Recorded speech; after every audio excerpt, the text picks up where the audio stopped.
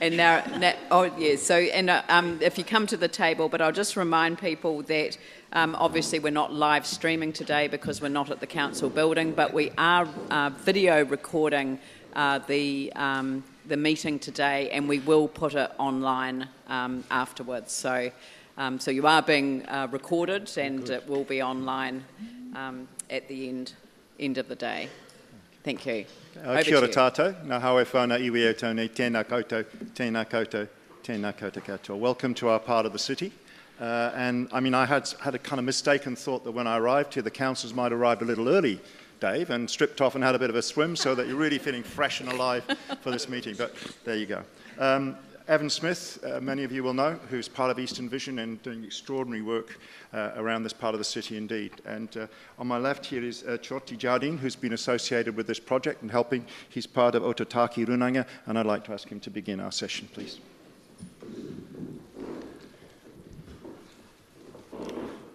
Kia ora, ko te mihi ki a koe Leanne, mihi araha ki a koe me tō whānau katoa o te Christchurch City Council. Tēnā koutou katoa, tēnā kōrua, Peter and Evan.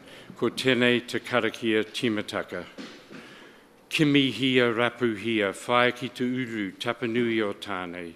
Tānei te waiora, tānei te wānaka, tānei te tokoraki. Putaki te whae ki te o marama.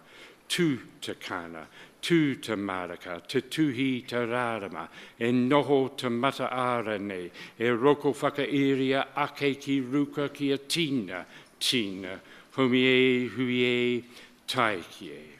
Tēnā koe, Peter. Kia ora.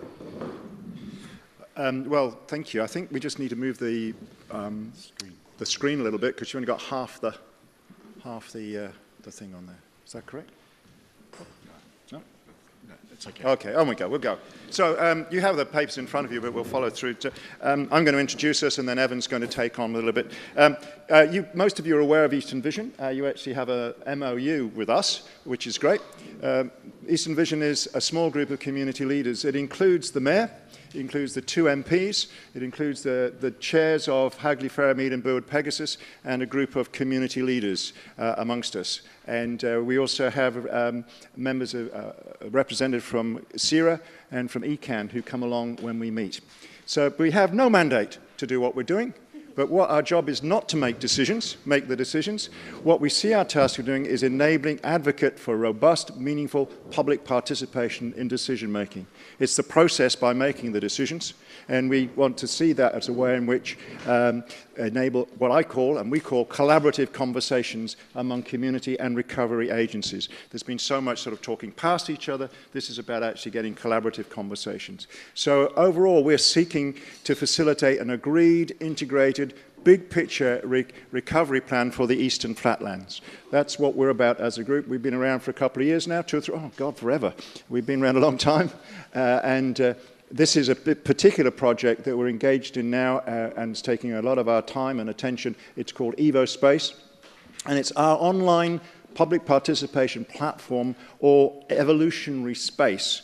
And the purpose of it is to collate and map community proposals for the recovery of the East, and then to harvest community feedback on each proposal, to analyse this and report it back with a map of community aspirations to assist those who make the decisions to make the best decisions they can, and to test this further through iterative community feedback processes, always being fed back to the community. I have to do a little plug for CanCern, of course, while I'm here as a patron of that, with our tagline, the wisdom of the local community always exceeds the knowledge of the experts. So this is about a community-driven project which will then justify the investment in feasibility studies and business cases accordingly. No point in doing feasibility studies, whether this can be afforded or whatever else, until you've actually got some commitment from people say, hey, this is something we think we should have a closer look at. So there is no budget for many of these proposals. They're there, they're ideas and so on, because this is a preliminary stage until we get to the point where people might say, yeah, this is where we want to go. Now turn to you. Sure. Over to Evan now, who's going to tell you a little bit more about Evo Space. He's been working pretty much full-time on this for the last month or 2. Okay, you'll be aware, since the very first earthquake in September 4 years ago, the community's been coming up with lots of ideas of how we could repair and recover communities in the eastern suburbs particularly. Certainly since the red zoning decisions, a lot of ideas have come out from community about what could happen in the lands that had to be vacated. Up to 8 weeks ago, we had 27 such proposals on the table. With Evo Space, we invite people to put new proposals on the table. Since then, we've had another 13 come on board that we've loaded up onto Evo Space so that people can put their feedback on. Now, we don't necessarily endorse all the proposals. Some of them are mutually exclusive, and we'll come on to that in a moment. But we think it's important that everything that's come out of the community is laid on the table so that people can say what they support and what they don't support. Here's a rather extended map of the east with all the different proposals and their locations. This map's available on the website, and you can see it there in more clarity. Essentially, there is, of the 40 proposals that are on there, actually more than 40 now, just over half are red zone proposals for the red zone. 10 of them are in the Greater New Brighton area and 9 outside both the red zone and New Brighton. So they're across the eastern flatlands generally. 21 are on Sarah land, 12 are proposed for Christchurch City Council land, 4 on Ministry of Education land and 4 on private land. Whether those proceed will depend upon consent from landowners.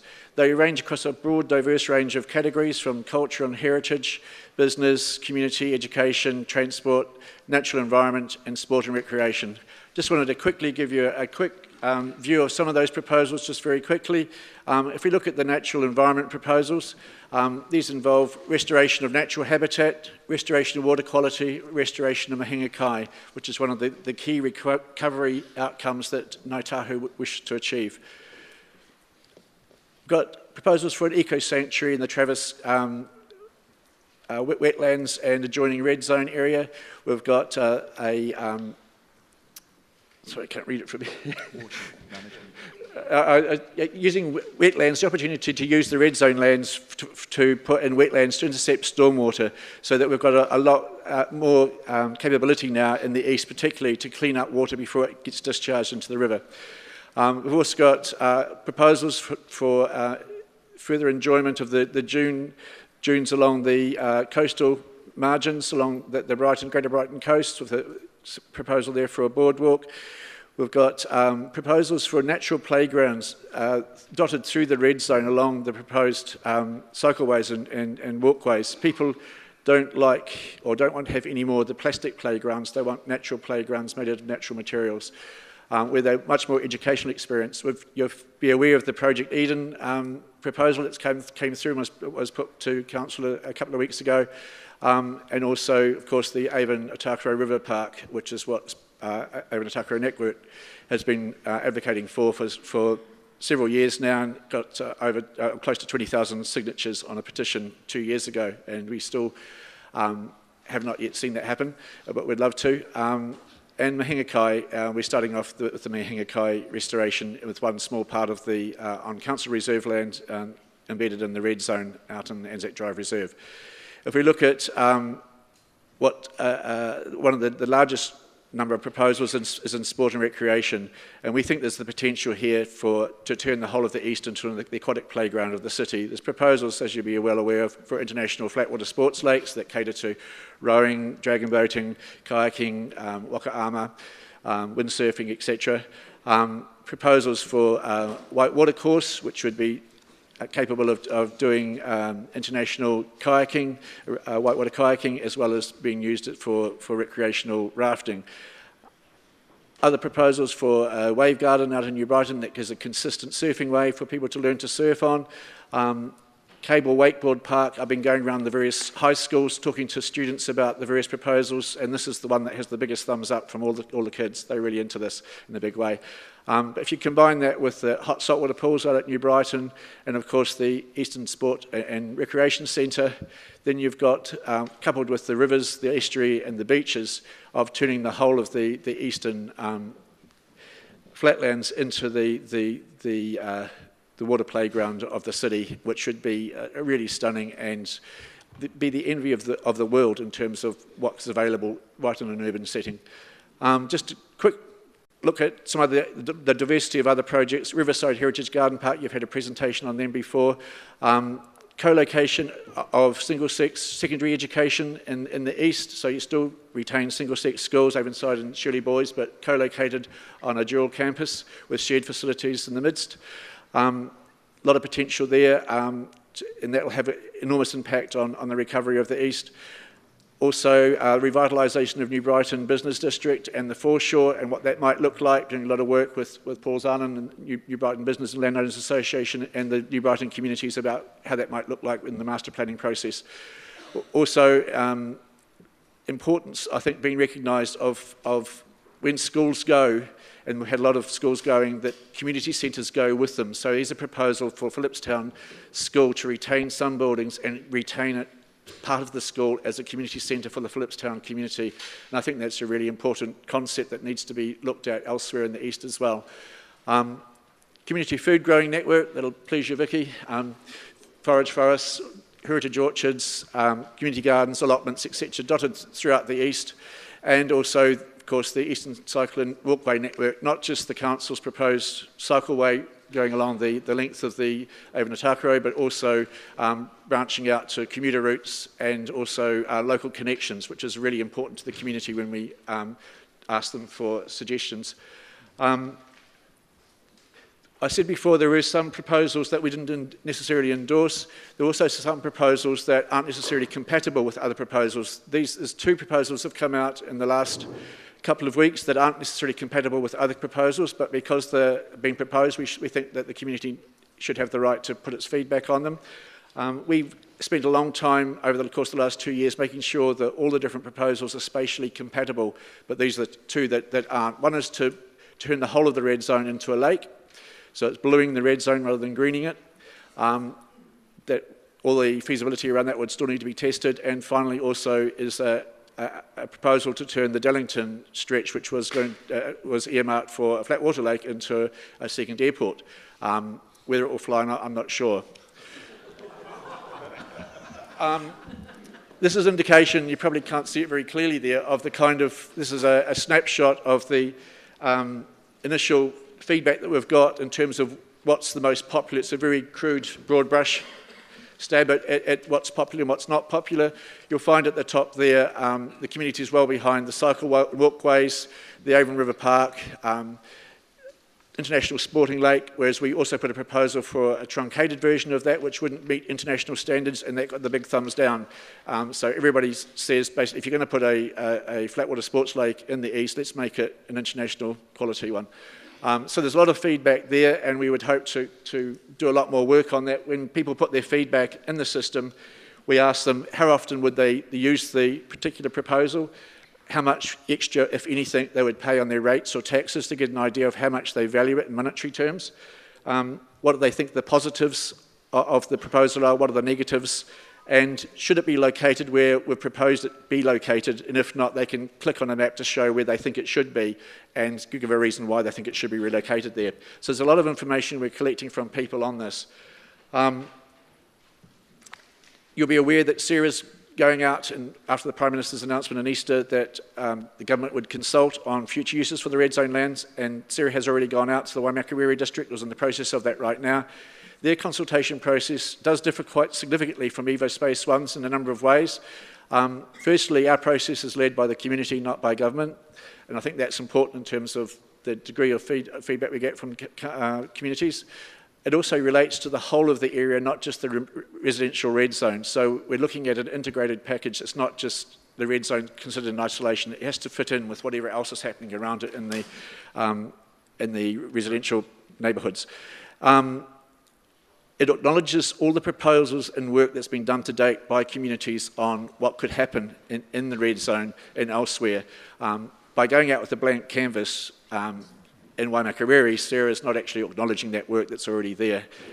So instead of just saying, what do you want to see there, we're saying, here's what people have already said that they'd like to see there. If you have any more ideas, let us know those. But tell us what you think of the ideas that are already on the table. And finally, we collect some basic demographic information via a registration process so we can ensure the data is validated. It doesn't mean that one person's put 1,000 different comments on there. Each person only has one comment that they can make per proposal. It means it's a lot more robust and we can have some meaningful analysis in terms of age breakdowns and demographics. It's not our job to endorse any particular project. Our job is to put it out there so the community and others can make their comments on it and it can add and provide stuff. We'll do an analysis on all that in the end and it'll be put in. We've got, just to let you know, it's a very limited budget, 12.5K, and that includes the salaries for people like Evan, who's done an extraordinary amount of work. It's included workshops with drop-ins in schools, community groups, social and news media, email, and on the online referral. We're now in week 8. We've got 1,250 online registrations to date, and we hope to have more. We're going to do more of a push to do that. The feedback received is really good quality, so that's good. It's good quality, but it is challenging. The engagement is challenging and difficult, and this is similar to other people doing things, whether it's statutory authorities or volunteers. People often feel like they've been consulted to death, and they sometimes, many of them feel they haven't been heard so far, so why should they bother? So there's some of that feeling around it, but we do need to keep on keeping on to encourage more people to come on board and make their comments. So we're extending it to the 30th September in a final push, and we may even leave it up after that for comment, though we'll take it, we'll do the work on it, but any more analysis that might come in from there. So how could the council assist? Well, to acknowledge the need for an integrated overarching plan for the recovery of the East, and we're thinking particularly of the flatlands here, an integrated overarching plan. And we're not just talking about a vision for the next 5 years or the 10 years. Eastern Vision is looking for the next 50 to 100 years as to what might that be like. It's going to take time, but we've got to completely rethink, and we have a huge opportunity to do that with the community leading it. So it's really, really important. We'd like you to actively promote, support and value this program, Evo Space program. On your desk there is the card which we distribute as far as we can for you to go up yourselves, have a look and contribute. It doesn't have to be just people from the East contributing to this. It can be anyone around the city or indeed around the country who wants to make some suggestion on this stuff. So encourage and enable real influence from the Evo Space outputs on decision making. We'd like you to take this on board, see this as important, and encourage and enable some real influence from this to be taken on board and explored by those people who ultimately make the decisions. A community and statutory agency, collaborative working together, so the community feels like it is being validated, it is being listened to, and so that we can all work together on that. And people will then feel, they'll just feel like, great. I think it's really, really important. And there's been too much of the other stuff through this whole last 4 years where the community's felt disenfranchised. This is one of those attempts to enfranchise the community and get people. There's other attempts too, and it's all good. So take account of the potential uses of the residential red zone land, please, before finalising the infrastructure solutions. It's going to be daft, isn't it? I mean, you must all know this, that to start putting in sewers and roads and God knows around the place when in fact we haven't really made the decisions about what we want to put there. So parallel, agile decision making, flexible, being willing to take some risks, yeah, but at the same time not to be so tied down by the regulatory processes that it means you can't make good decisions for the future. So there you go, that's from us. A new dawn for the East, we like to think Eastern Vision is all about. And as I say, it's not a group to make the decision, it's a group to facilitate good decision making led by the community. Thank you. Over to you.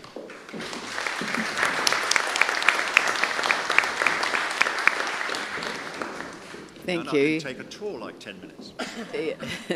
So we've had our 15 minutes, but I'm happy for a few questions. I think your last point is very relevant. I mean, we can't make decisions around infrastructure until we know what the future use is, but we can't determine the future use until we know what to meet the needs of the city in terms of that stormwater protection and things like that. So we have agreement with government to work with them and now I think to engage the wider community in a little bit of a conversation about some of those immediate needs for the city to be met first as part of the initial conversation and then that bigger conversation. And I think one of the things that I think would be helpful and really is my question is that do you think it would be helpful if some of the big picture ideas, you know, for example, like the lake, you know, if some work could be done on the analysis, you know, sort of there's hydrology issues, there's,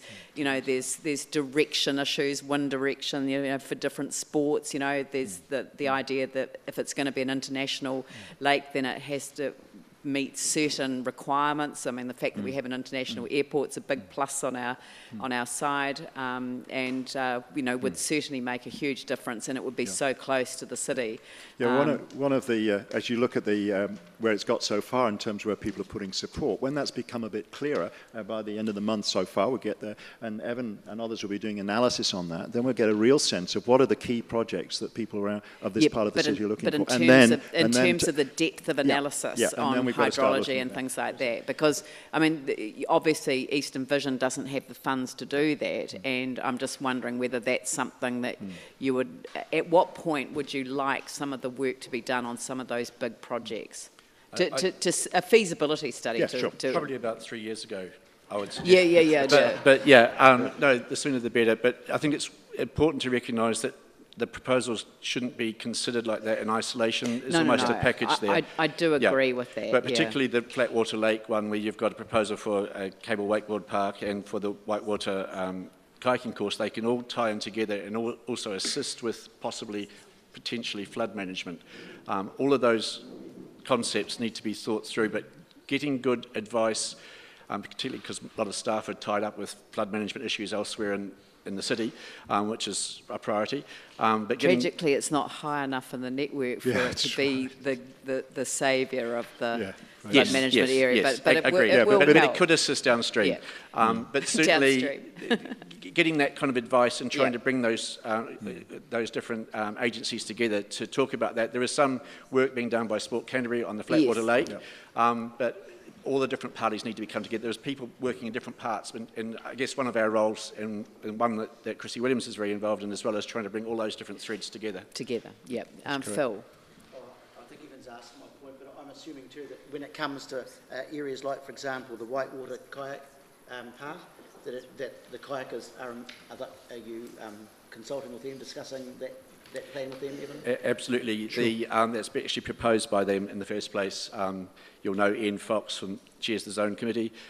He's very much involved in the kayaking community, and it was him and some colleagues from Lincoln University, etc., that have put that proposal together. So, well, look, thank you very much. And I think that the concept that you've brought to the council table is a model for community engagement. And I think we are looking for different ways of engaging. We know that the government's kind of put the Christchurch side of the future use, the residential red zone, to one side, but is now focused on that, on the infrastructure needs for the city around flood management, stormwater, location of stop banks, because it's all connected, and some of the roading issues, you know, I dare not mention New Brighton Road in this context, but we have to have a conversation with our community about where that moves to, because in terms of its proximity to the river, that means that the stop banks have to be higher, and so the opportunity to move it back away from the river is an enormous opportunity. But, you know, so there are many issues to be dealt with, but I think you're showing willing that you want to be an engaged partner and help lead that community conversation that needs to happen. That's absolutely right, Leanne, and in fact, both in this and other areas, I think there is beginning to be an interesting awareness within the community of the council's willingness to actually really engage and have these collaborative conversations. And where the community can help lead those, working with you, as we did on Saturday when we did something on the Legacy project in New Brighton, which got really good feedback from community, feeling the community needs to feel we are being listened to. And so as that can happen more and more, then I think the future looks really good for us all, working on it together, collaboratively. Yep. Right, thank you very much. Okay. So yeah, sorry, can we time. Sorry. Time, sorry. Yeah, I know, but we'd ask Shorty to complete our presentation, don't mind? Thanks. Thank you for inviting us. And thank you. Ko tēnei te karakia whakamutaka. Unuhia, unuhia ki te uru tapanui o tāne, ki a wātia, ki a māmā te kākau te tīnana, i te ara takata. Koia rā e roko whakaeria ake ki ruka ki a tīna, humi e hui e tai ki e. Kia ora. Thank you.